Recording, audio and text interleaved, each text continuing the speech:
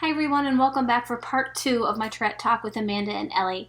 I know you all enjoyed last week's, and I know you're going to enjoy this week's just as much. In this week's episode, we talk about how to make the best of Tourette syndrome, laughing with a person and not at the person, and how Tourette syndrome can sometimes be viewed as bad behavior and how frustrating that can be for a parent of a child with Tourette syndrome.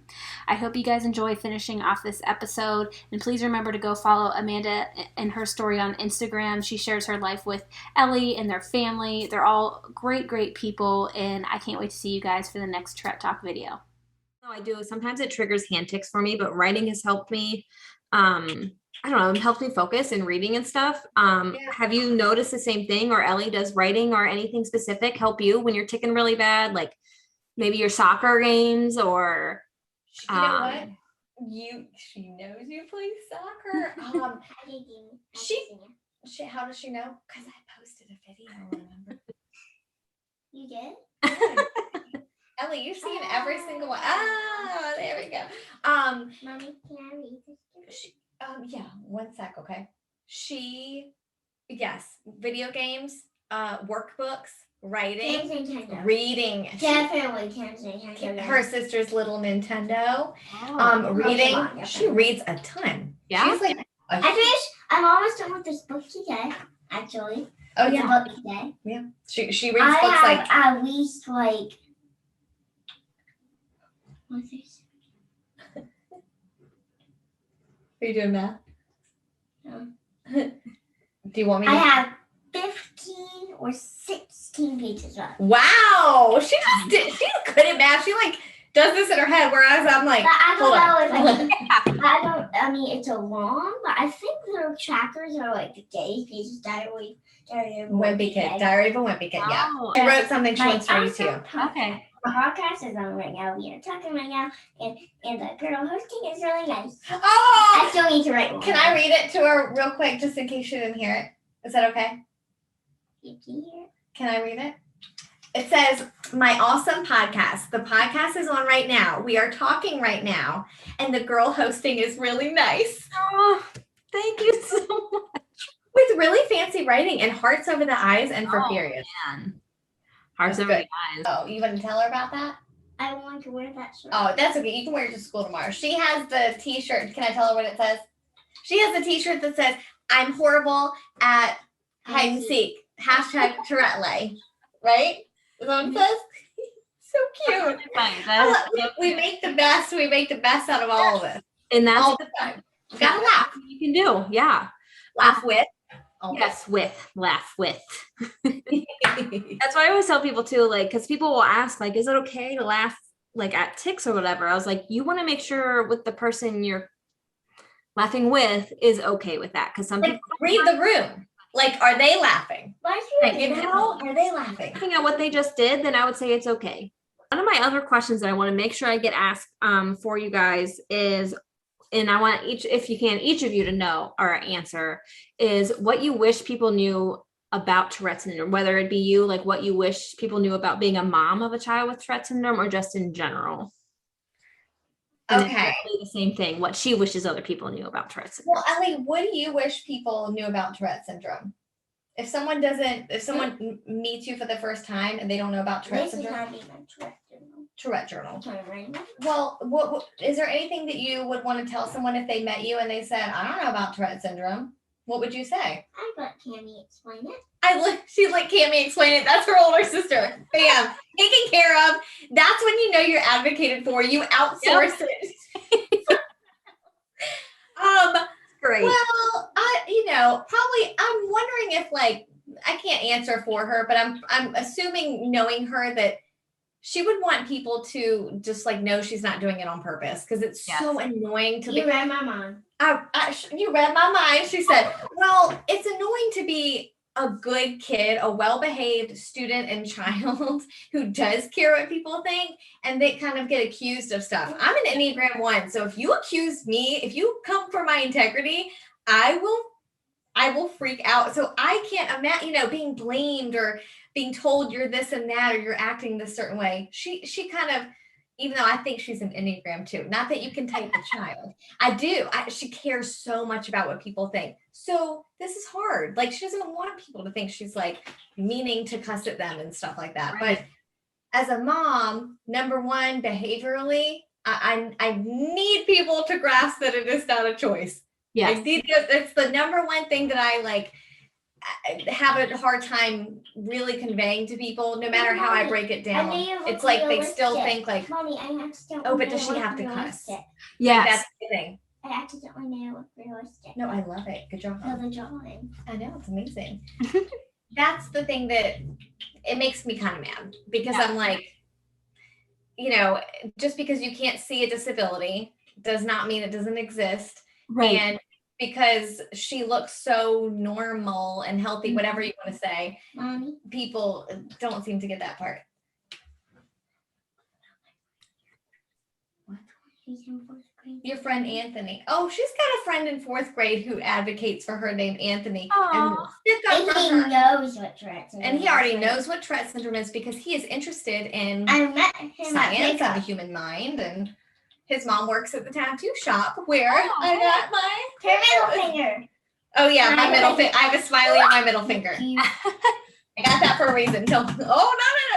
So that's important to me, that people understand the behavioral part.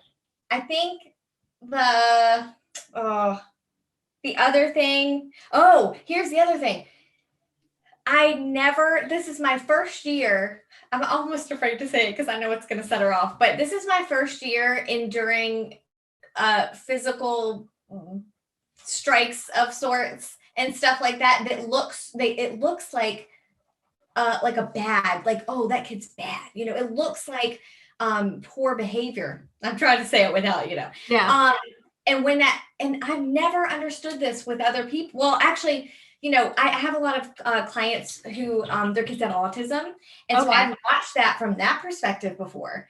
Mhm. And I've been like, oh, it's got to be so hard to have that happen to you and then be like still feel love, or do they love me? Like, that is really, that's been sad and a challenge.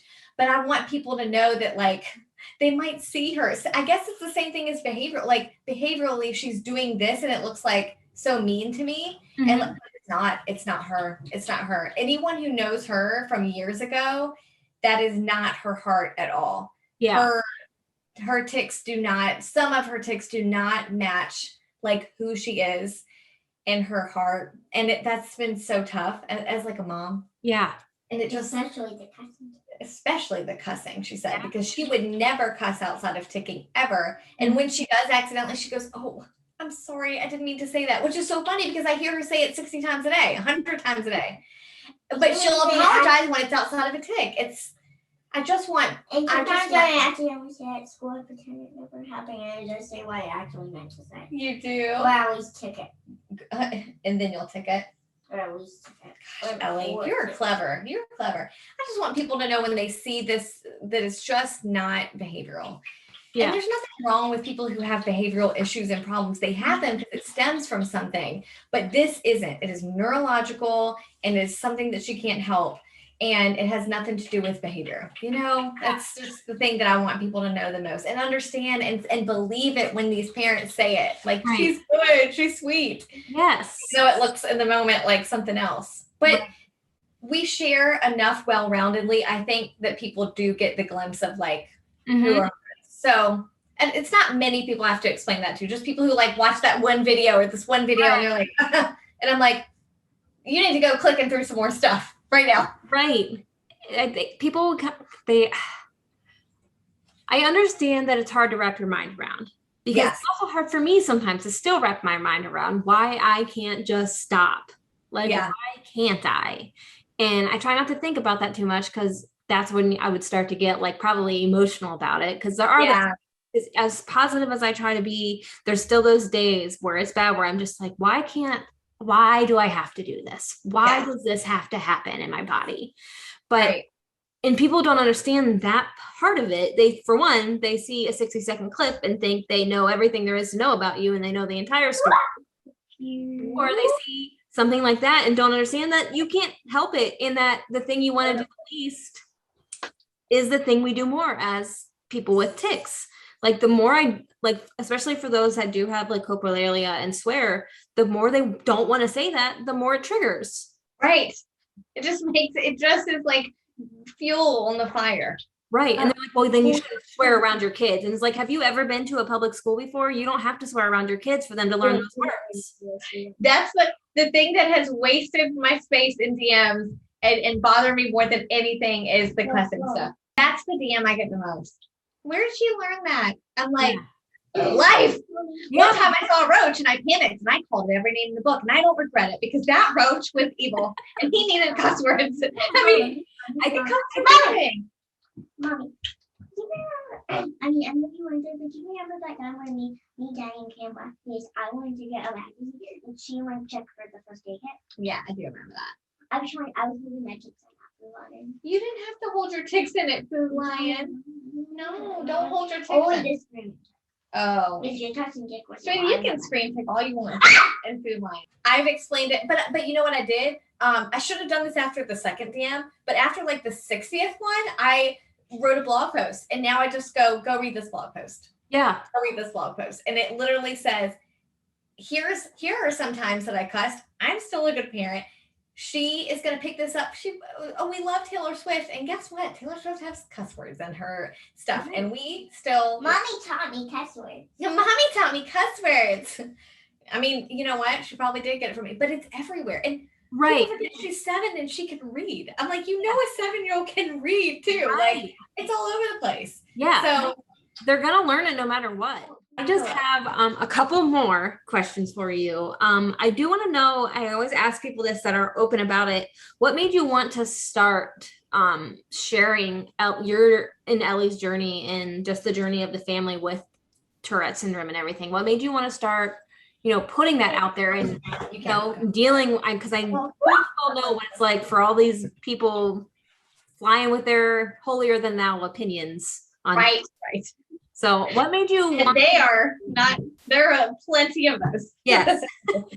11 years ago, I started a photography business. Okay. And I was a little unconventional in like, even though I was new and I knew I sucked, I still shared every part of the journey. Like, oh, I just got this new lens. Here's a picture I took with it. Oh, by the way, I'm pregnant with my first baby. I just naturally created this personal brand.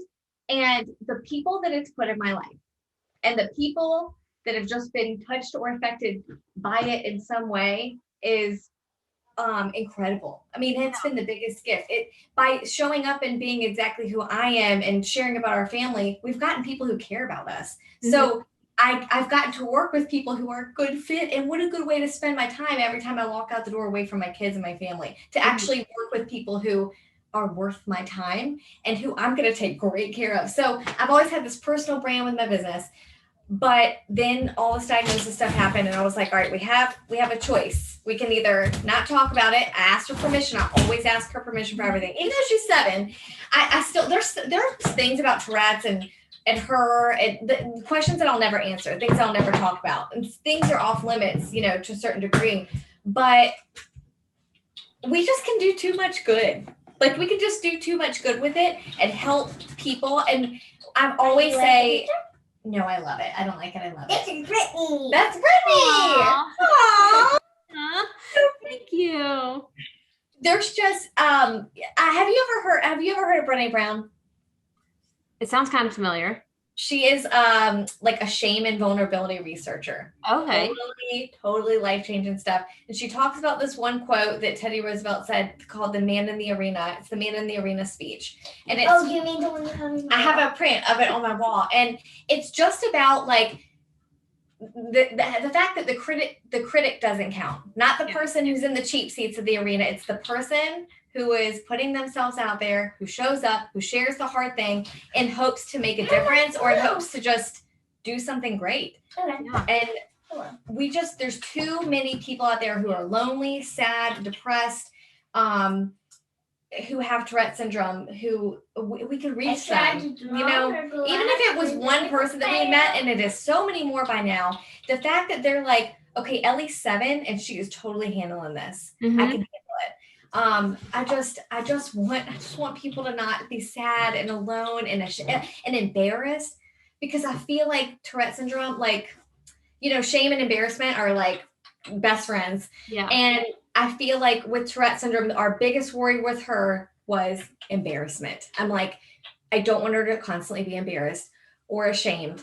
And so if we talk about it and get ahead of it and we own this, she will have more confidence. So that's why we went the route of like, let's just do it. Let's just share with her permission. That's most of what I had for my questions anyways. So I just want to thank you for being so open and vulnerable with me, both of you. Ellie, thank you so much for doing this with me. I know so many people that it's going to help. I think telling your story and the story about you being on the news at your school was incredible.